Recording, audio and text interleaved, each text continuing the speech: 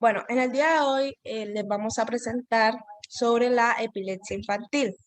Nuestro grupo están conformados por Yaidet Abad Álvarez, Candelaria Flores Díaz, María Echeverría, Carolina Mendoza, Yajaira Fuentes y quien les habla, Carolina Maya.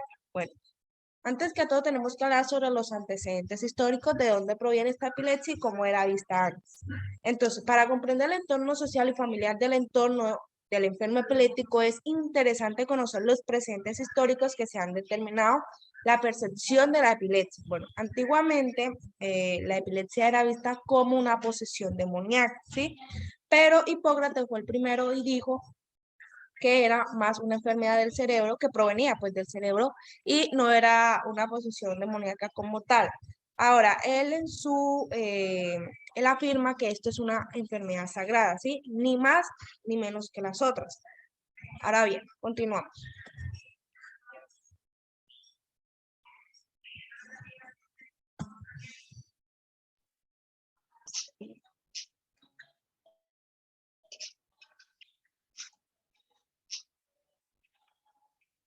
La primera condición que hay que abordar para definir una crisis epiléptica se refiere a la afectación o a la conciencia durante su transcurso. La función de este aspecto se diferencia en dos tipos de crisis.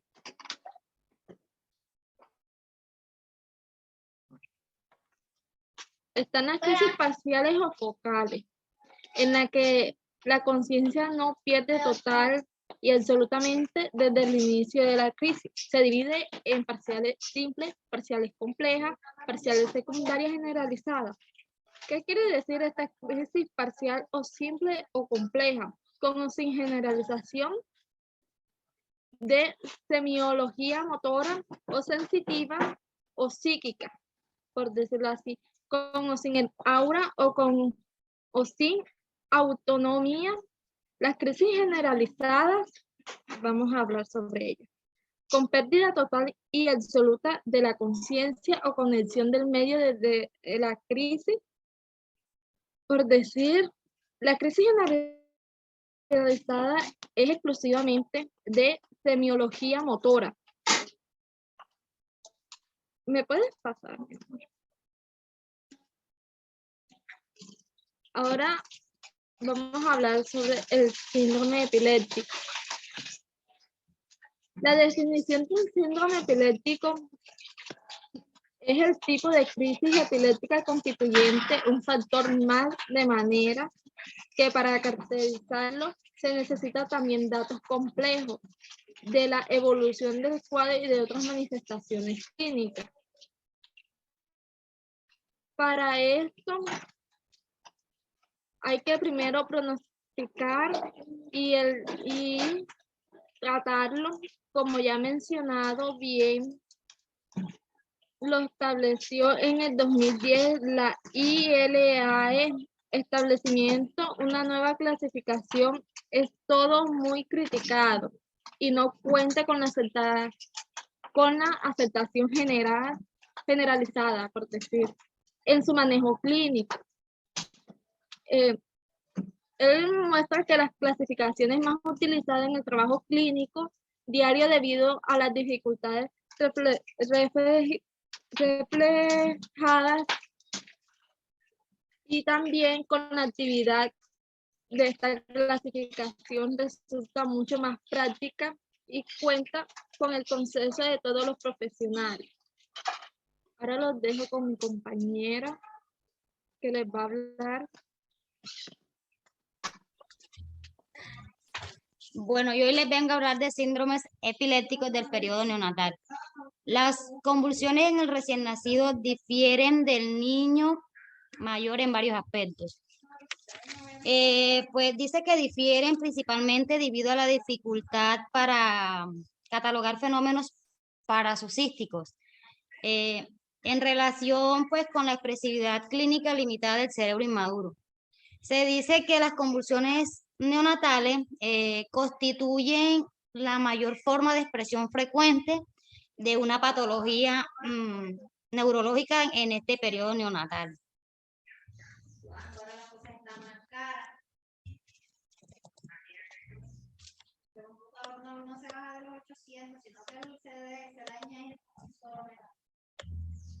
Bueno, síndromes epilépticos del lactante y del niño pequeño.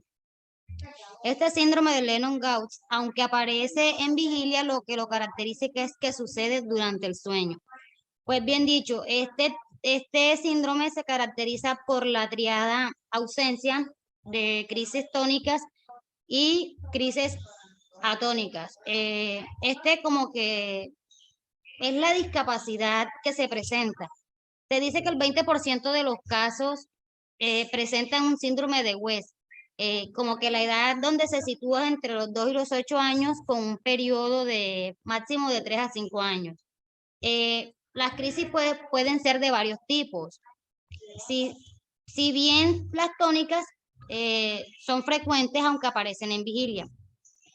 Se dice que estos tienen una afectación psicológica, cognitiva y conductual. Dice que se caracteriza por su refractariedad y por su etiología, aunque algunos casos se consideran idiopáticos o criptogénicos al no hallarse pues una causa concreta. Síndrome epiléptico del niño mayor y del adolescente. Se trata de una epilepsia que cursa con ausencias antiguamente denominada petit mat y que comienza entre los 2 y 3 años de vida. Pues de este síndrome se puede decir que, como bien dice la diapositiva, que causa entre los 3 y los 12 años de vida. Se denomina epilepsia con ausencias infantiles y aparece a partir de los 9 o 10 años. Esta epilepsia con ausencia juvenil, se dice que el 40% de los casos se asocian a crisis tónicas o clotónicas, generalizadamente entre los 10 y 15 años de edad. Se observa un registro característico definitorio paroxismo, que está generalizado en una punta de onda de 3. La crisis se desencadena de forma característica con la hiperventilación. Los dejo con mi compañera.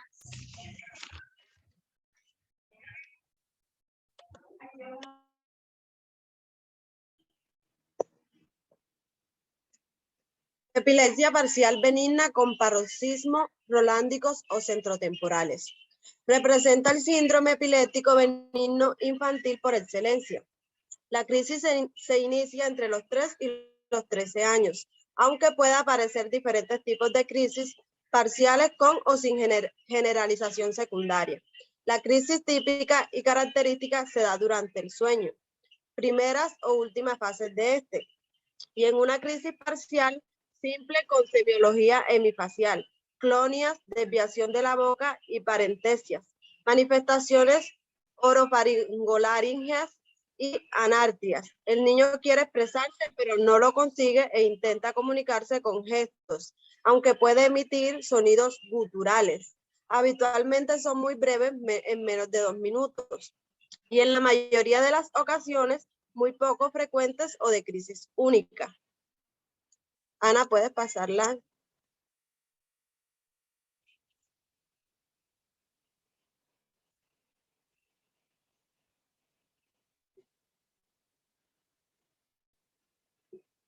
Síndromes epilépticos con punta de onda continua durante el sueño. Bueno, los síndromes epilépticos con punta de onda continúan durante el sueño. Están definidos por el EEG, es el sueño de punta onda generalizada, de forma continua. Clásicamente, el criterio diagnosticado en que la punta onda ocupe al menos el 80% del total del sueño. Hoy en día es discutido. En vigilia los enfermos pueden presentar un EEG normal o alteraciones focales, a veces iguales que en la epilepsia parcial benigna con paroxismos rolándicos. Aproximadamente el 40% manifiesta anomalías neurológicas, tratándose entonces de sintomáticas, y el resto muestra normalidad neurológica antes de la aparición de la POC. Se representa con crisis de cualquier semiología, excepto teónicas o sin crisis. Otra de las características de estos síndromes son los síntomas neuropsicológicos de los que son directamente responsables la POTS, trastornos de conducta, dificultades de aprendizaje y de lenguaje, síntomas compatibles con trastornos del aspecto autista, trastorno por déficit de atención con y sin hiperactividad, etc. Las crisis suelen ser refractarias al tratamiento de lo preciso, además que remitan las POTS.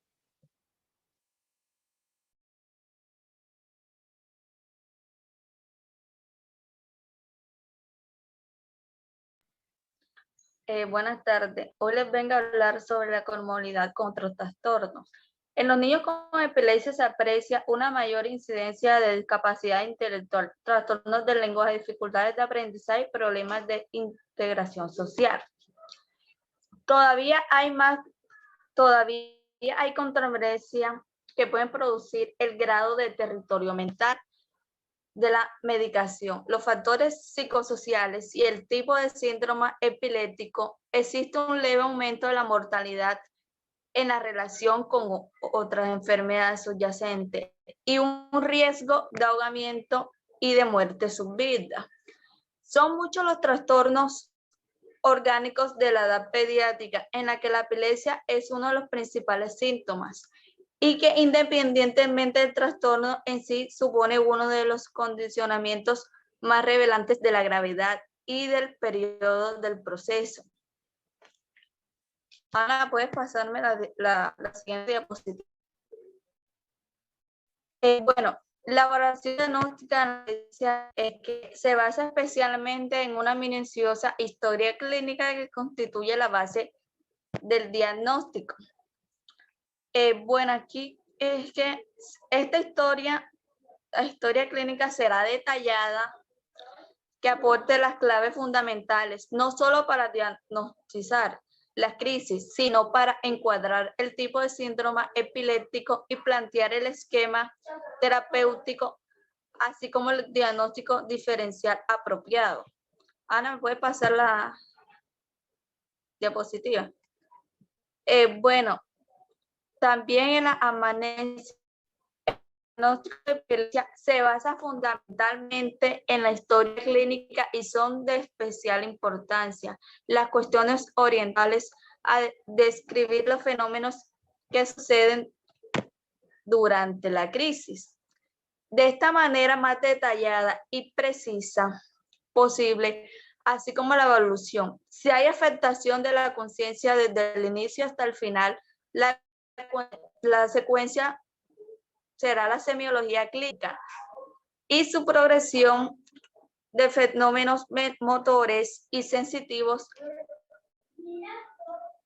Bueno, es la presencia de una modernura del lenguaje o pérdida del control. De esta manera, así como la finalización del episodio y la recuperación posicrítica. De gran interés resultan también las circunstancias en que aparecen las crisis, como el sueño o la vigilia, y sus posibles factores desencadenantes, ya que esta acción, además de ser es determinante en el diagnóstico diferencial con otros trastornos. Bueno, aquí la evaluación física debe ser general y completa. Además de recoger hallazgos habituales, debe hacer constar la presencia de rasgos dismórficos o discronomias. La exploración de neurología será sistematizada o completa y minuciosa. Bueno, ahora los dejo con mi otra compañera.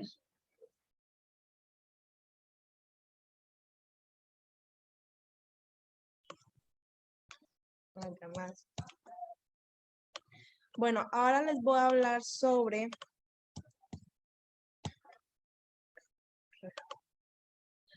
ahora también les voy a hablar sobre los otros tratamientos no farmacológicos que existen. Tenemos la dieta cetogénica, que es especialmente útil y hasta necesaria en algunos errores congénicos del metabolismo. Tenemos el estimulador del nervio vago, que que actúa sobre circuitos necesarios para la sincronización de las crisis. Está indicado en epilepsia. Tratamiento agudo de la epilepsia. Antes de una crisis epiléptica, se recomienda poner al paciente de lado en la posición de seguridad para evitar la aspiración y posibles lesiones en el paciente. Como estamos viendo en la imagen, vemos que el doctor está colocando al paciente en la posición debida para así colocarle la inyección, ya que para que el paciente no tenga lesiones de riesgo o no tenga dificultades para respirar, ya que para esto dan unas recomendaciones específicas que no pueden poner los dedos en la boca, no pueden poner pañuelos, no pueden poner ninguna clase de objeto porque el paciente puede tener unos riesgos de no poder respirar bien, ya que los riesgos son de aspiración bastante comunes. Por eso colocan al paciente como es debido para así no tener ningún problema. Tratamiento crónico con fármacos antiepilépticos. La decisión de iniciar o no el tratamiento con fármacos antiepilépticos debe ser individualizado y consecuado con la familia del paciente para ver los riesgos que tiene o los beneficios que tiene en la salud de él utilizando los medicamentos que mandan para la epilepsia, ya que en esos podemos encontrar clozapam, anticonvulsionantes, que son los más que usan las personas que tienen convulsiones. Epilepsias refractorias no candidatas a cirugía. Ahora también tenemos el bisturí gamma. Está indicado pues en hemartomas hipotalámicos y malformaciones. Y tenemos la cirugía de la epilepsia, que consiste que en algunos casos de epilepsias refractorias o otros en tratamientos es aplicable. Tenemos los hábitos de vida. Bueno, hay que ser conscientes que para la epilepsia, llamémoslo así, hay que tener hábitos de vida que pues lleven a una mejor vida absolutamente normal pues para su edad. Esto incluiría pues evitar la ingesta de alcohol y la privación del sueño, y solo en aquellos síndromes epilépticos que cursen fotosensibilidad. Hay que tener mucho cuidado con estos hábitos de vida para tener una, digámoslo así, una vida saludable. Ahora tenemos las repercusiones sociales. Es obvio que para todo niño que, digámoslo así, que sufre otras enfermedades, como también este tipo de epilepsias infantiles en ellos, las repercusiones tanto educativas y sociales, digámoslo así, en la familia, se ven mucho. Digámoslo así, en la escolar hay que tener mucho, digámoslo así, como lo decía el profesor, tener mucho cuidado en no, digámoslo así, distinguir, ¿sí? No es simplemente separar, tú sufres de esto, tú sufres de esto, tú sufres de esto, simplemente los separamos. No, somos todos iguales, los integramos, jugamos con ellos. Obviamente en el ámbito educativo los profesores tienen que armar, digámoslo así, una pedagogía un poquito más diferente, pero eso no lo hace diferente a nosotros, somos igual a ellos y tenemos que ser así. En las repercusiones familiares hay que tener también, digámoslo así, mucha conciencia, ¿sí? Cuando es un ámbito en el que, digámoslo así, también depende de la epilepsia que sufre el niño, si digamos así, la epilepsia digámoslo así, pues el niño sufre cada día, la familia está muy angustiada, hay mucho conflicto, pues todo eso se va a ver reflejado en el niño y el niño va a sentir que esto es culpa por él. Entonces, es más que todo llevar una vida, digámoslo así, pacífica, en el que no nos angustiemos tanto por esto, aunque es obvio que en este tipo de enfermedades hay que tener mucha precaución. Bueno, esta sería nuestra exposición. Muchísimas gracias y hasta luego.